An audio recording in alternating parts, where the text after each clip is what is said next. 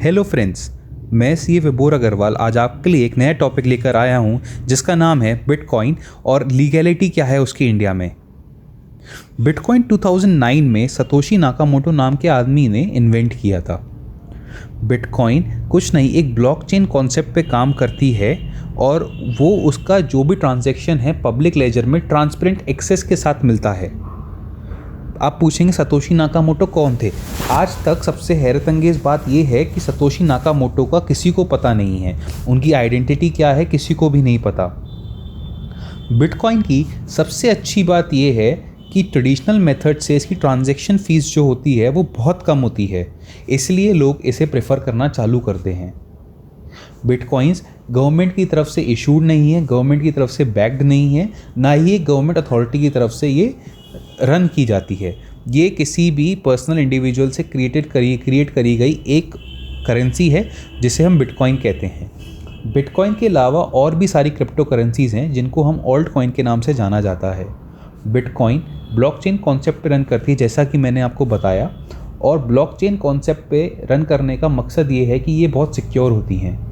इनका ट्रांजैक्शन जहाँ से बिगिन हुआ और ट्रांजैक्शन जहाँ पे ख़त्म हुआ किसी को नहीं पता होता कि ये ट्रांजैक्शन किस अकाउंट से हुआ है, किसने किया है, अनटिल अनलेस जिसने किया है वो खुद बताए।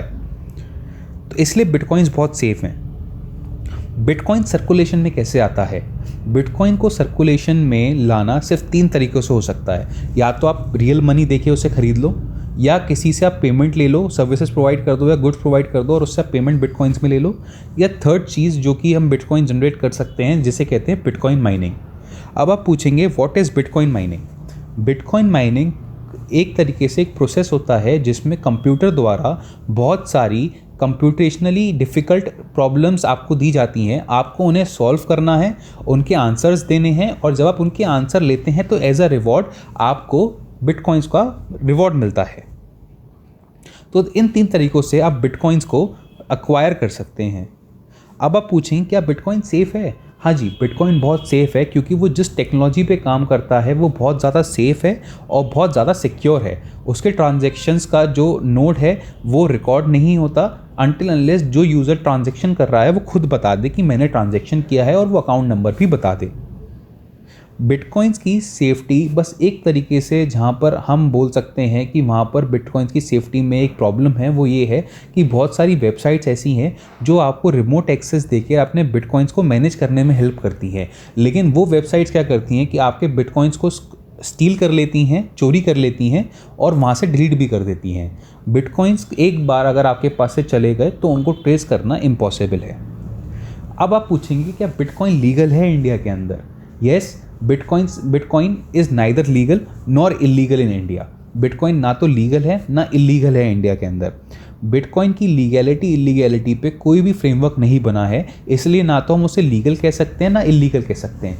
गवर्नमेंट ऑफ इंडिया ने अभी एक कह सकते हैं एक नोटिफिकेशन लाया था जिसमें ये बोला गया था कि गवर्नमेंट ऑफ इंडिया ने जितनी भी करेंसीज़ हैं वो सारी करेंसीज़ जब तक रिज़र्व बैंक ऑफ इंडिया के थ्रू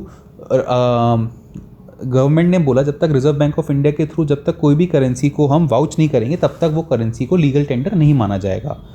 लेकिन सुप्रीम कोर्ट ऑफ इंडिया ने इंटरवीन करा। उन्होंने बोला जब तक किसी भी करेंसी को लीगल और इलीगल डिक्लेयर करना है उसके लिए आपके पास एक प्रॉपर फ्रेमवर्क होना चाहिए।